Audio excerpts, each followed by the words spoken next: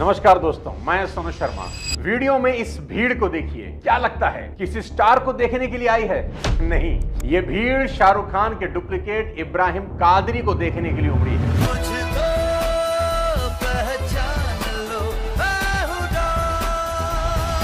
What? कभी सोचा है आपने कि आखिर क्या वजह है कि जितना स्टारडम अर्जुन कपूर दर्जनों फिल्में करने के बाद हासिल नहीं कर पाए, उससे 10 गुना बड़ा स्टारडम शाहरुख के डुप्लीकेट ने कमा लिया। यह है शाहरुख खान का जलवा, जिसे लोग किंग खान बुलाते हैं। I'm राहुल, नाम तो सुना होगा। Some people say he is the biggest movie star in the world. Mr. Shahrukh Khan. आज का वीडियो शाहरुख खान पर है।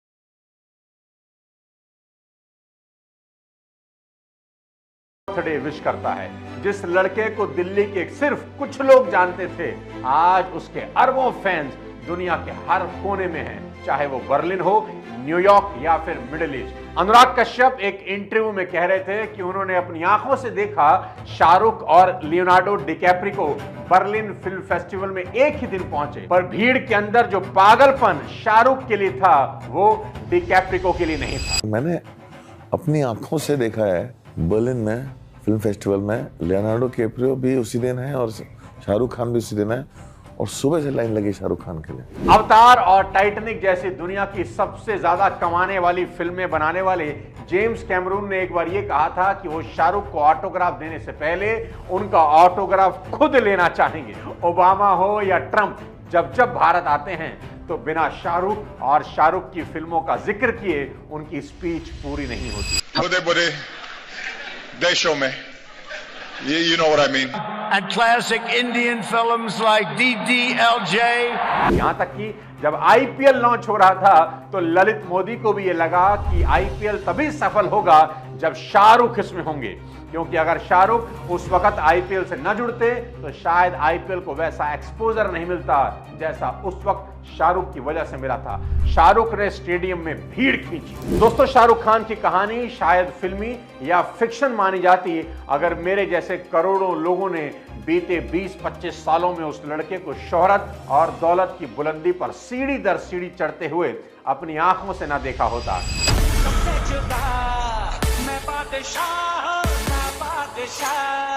सपने सजाना, सपना हंसाना,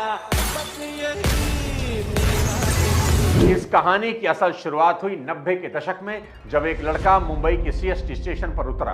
उस लड़के को सीएसटी स्टेशन के बाहर की भीड़ चबा जाती अगर उसकी सोच भी दूसरों की तरह होती, पर वो बिल्कुल अलग था। बाकी लोग उतरते वक्त सोच रहे थे कि क्या वो मुंबई में गुजारा कर पाएंगे, पर वो जब उतरा तो उसके होंठ धीरे से बुदबुदाए, one day I will rule this city. और ठीक 33 साल बाद वो लड़का अपने 200 करोड़ के सी फेसिंग बंगले की बालकनी पर जब बाहें फैलाए खड़ा होता है तो एक पागल भीड़ का समुंदर उसकी एक झलक देखने, उसे छूने के लिए तरसता है।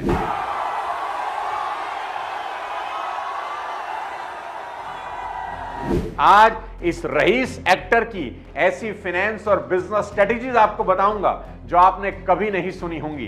सिर्फ 4 चैप्टर्स में शाहरुख खान की सफलता का राज आज आपको बताने जा रहा हूं। ध्यान से सुनिए, एक एक चैप्टर आपको सफलता की ऊंचाइयों तक पहुंचा देगा। चैप्टर नंबर 1, बनिए का दिमाग। अगर एक प्रोड्यूसर को फिल्म बनानी है और पैसे कम हैं, तो वो क्या करेगा? फंडिंग के लिए किसी बैंक के पास जाएगा, किसी प्रोडक्शन कंपनी के पास जाएगा, या मार्केट और दोस्तों से उधार लेगा। लेकिन अपने शाहरुख खान ऐसा नहीं करते। वो कहते हैं, I could easily find funding but I don't believe in depth, कि मुझे उधार तो मिल सकता है पर मुझे उधार में विश्वास ही नहीं है। वो उन कंपनीज के फाउंडर को फोन लगाते हैं जिनके लिए वो ब्रांड एंडोर्समेंट कर रहे होते हैं, और उनसे फोन पर पूछते हैं, क्या आप अगले साल भी मुझे ही ब्रांड एम्बेसडर बनाओगे? सच सच बताओ। और सामने से जवाब हाँ में ही मिलता है। फिर शाहरुख खान उनसे कहते हैं कि भाई साहब, क्या अगले साल की मेरी फीस एडवांस में दे सकते हो? और शाहरुख जैसे ब्रांड को मना करना मुश्किल ही नहीं, नामुमकिन भी है। अब पैसा भी मिल जाता है, फिल्म भी बन जाती है, पैसा लेने वाला खुश है ही और देने वाला भी खुश कि अगले साल तो देना ही था, और कोई उधारी भी नहीं। फिर चाहे शादियों में नाचना हो या बर्थडे अटेंड करना, नेशनल एंड इंटरनेशनल परफॉर्मेंस करना हो, अगर शाहरुख को फंड की जरूरत होती है तो फुल पेमेंट भाई साहब एडवांस में लेते हैं ताकि उधार ना लेना पड़े। एक बेहद हैरानी की बात बताऊं, जितनी भी फिल्में या एड का प्रोडक्शन शाहरुख खान के रेड चिलीज ने किया, कभी भी उधार नहीं लिया। शाहरुख समझते हैं कि किंग साइज सिर्फ बेडशीट नहीं, बैलेंस शीट भी होनी चाहिए। अब आपको बॉलीवुड का एक भयानक चेहरा दिखाता हूं। More than 80% films in Bollywood are financed by डेब्ट, यानी 80% बॉलीवुड फिल्में उधार में बनती हैं। 2024 में अक्षय कुमार और टाइगर श्रॉफ की फिल्म आई, बड़े मियां छोटे मियां। मेरा ईगो मेरे टैलेंट से बड़ा है, उनका सबसे बड़ा टैलेंट ही उनका ईगो। फिल्म बॉक्स ऑफिस पर पूरी तरह पिट गई। प्रोड्यूसर वाशु भगनानी को अपना 7 माले का मुंबई ऑफिस बेचना पड़ा, तब जाके 250 करोड़ का कर्जा चुका पाए। बॉलीवुड के शहंशाह अमिताभ बच्चन ने जब अपनी कंपनी ABCL बनाई, उन पर 90 करोड़ का कर्ज था। एक समय ऐसा भी था कि उनके पास अपने वॉचमैन की सैलरी देने के पैसे नहीं थे। 1993 में अनिल कपूर की रूप की रानी चोरों का राजा उस समय की कॉस्टलीस्ट फिल्म थी। 12 करोड़ का लोन लिया था बोनी कपूर ने और फिल्म पिट गई। बोनी कपूर कंगाल हो गए। शाहरुख खान इसलिए सबसे अलग हैं दोस्त कि शाहरुख ने अपनी किसी भी फिल्म के लिए कर्जा ही नहीं लिया। चाहे हैप्पी न्यू ईयर हो, चाहे जवान, चाहे चेन्नई एक्सप्रेस, चाहे रावण। और शाहरुख अपनी ये स्ट्रेटेजी सिर्फ फिल्मों तक सीमित नहीं रखते, वो अपनी पर्सनल लाइफ में भी डेप्ट फ्री फिलॉसफी को मानते हैं। 2001 में जब उन्हें 13 करोड़ की प्रॉपर्टी खरीदनी थी, जिसे आज आप मन्नत के नाम से जानते हैं, तो उन्होंने आने वाली 4-5 फिल्मों की फुल पेमेंट एडवांस में ही ले ली, और आज उसी मन्नत की कीमत 200 करोड़ से ज्यादा है। तो शाहरुख का दिमाग बनिए का दिमाग है। आप सीख सकते हैं कि उधार नहीं, सब कैश में ही करना चाहिए। अब बताता हूं आपको चैप्टर नंबर 2। शाहरुख खान समझते हैं जो धंधे के लिए सही वही सही, और जो धंधे के लिए गलत वो बिल्कुल गलत। शाहरुख खान ने 1999 में जूही चावला और डायरेक्टर अजीज मिर्जा के साथ एक प्रोडक्शन कंपनी की शुरुआत की, ड्रीम्स अनलिमिटेड। 1999 और 2001 के बीच ड्रीम्स अनलिमिटेड ने 3 फिल्में बनाई। कौन कौन सी? सबसे पहली फिर भी दिल है हिंदुस्तानी, दूसरी अशोका, और तीसरी चलते चलते। और ये तीनों की तीनों फिल्में बॉक्स ऑफिस पर फेल हो गई, लुढ़क गई, और लॉस हुआ 20 करोड़ से ज्यादा। क्रिटिक्स ने बोला, एक्टिंग कर ले भाई, फिल्म बिजनेस तेरे बस की बात नहीं। फिल्म का तो तू हीरो है पर बिजनेस में जीरो है। शाहरुख खान ने रियलाइज किया कि वो बिजनेस पार्टनर की तरह नहीं, दोस्तों की तरह काम कर रहे थे। सारे मेजर डिसीजन उनके पार्टनर ले रहे थे, चाहे स्क्रिप्टिंग हो, कास्टिंग हो, प्रोडक्शन हो, मार्केटिंग हो, डिस्ट्रीब्यूशन हो या फिर प्रमोशन। यहां शाहरुख ने फिर से बनिए का दिमाग लगाया और सोचा सबसे पहले प्रोडक्शन हाउस का पूरा कंट्रोल अपने हाथ में लेना पड़ेगा। तो उन्होंने तुरंत एक नया प्रोडक्शन हाउस शुरू किया अपनी वाइफ गौरी खान के साथ। क्या नाम रखा? Red chillies. और शाहरुख ने सोचा क्यों ना मॉडल ऐसा बिल्ड करूं कि प्रॉफिट के लिए साला बॉक्स ऑफिस पर डिपेंडेंट ही ना रहना पड़े और फिल्म के रिलीज से पहले ही सारी कॉस्ट रिकवर हो जाए। इसके लिए शाहरुख ने 2 काम किए। उन्होंने फाइनल किया कि रेड चिलीज प्रोडक्शन के साथ डिस्ट्रीब्यूशन भी करेगी ताकि डिस्ट्रीब्यूशन का एक्स्ट्रा % भी अपनी ही झोली में आ जाए। और सिर्फ जवान के डिस्ट्रीब्यूशन से, हाँ जी अभी आई थी ना जवान, सिर्फ जवान के डिस्ट्रीब्यूशन से उन्होंने 450 करोड़ रुपए कमाए। और दूसरा काम यह किया कि प्रॉफिट एंश्योर करने के लिए फिल्म रिलीज से पहले ही टीवी राइट, म्यूजिक राइट और ब्रांड डील सबके पैसे एडवांस लेना शुरू किया। वो जानते थे कि जब मेरी इतनी पॉपुलैरिटी है तो क्यों ना फिल्म रिलीज से पहले राइट बेचकर पैसा बना लूं, क्योंकि अगर खुदा ना खास्ता फिल्म बॉक्स ऑफिस पर नहीं चली तो उसके बाद टीवी राइट और म्यूजिक राइट की मॉनिटरी वैल्यू कम हो जाएगी, तो माल पहले ही बेच दो। उनकी एक फिल्म आई थी रावण, फिल्म बॉक्स ऑफिस पर चली नहीं, जानते हैं फिर भी शाहरुख खान को लॉस नहीं हुआ, प्रॉफिट हुआ। क्यों? क्योंकि शाहरुख खान ने फिल्म रिलीज से पहले ही बहुत सारे ब्रांड के साथ डील कर ली थी, है ना बनिए का दिमाग। डील सुनिए, रावण की कहानी सुनाता हूं। उन्होंने 25 लग्जरी ब्रांड का फिल्म के अंदर प्रमोशन किया, बदले में मिले 52 करोड़। टीवी राइट को 40 करोड़ में बेचा, म्यूजिक राइट को 15 करोड़ में बेचा, रावण की वीडियो गेम को भी 5 करोड़ में बेच दिया इस बाबूजी ने। मूवी का बजट था 100 करोड़ और रिलीज से पहले ही खान साहब कमा चुके थे 112 करोड़। दोस्तों, शाहरुख खान सिर्फ बाहें फैलाने में नहीं, बिजनेस फैलाने में भी माहिर हैं।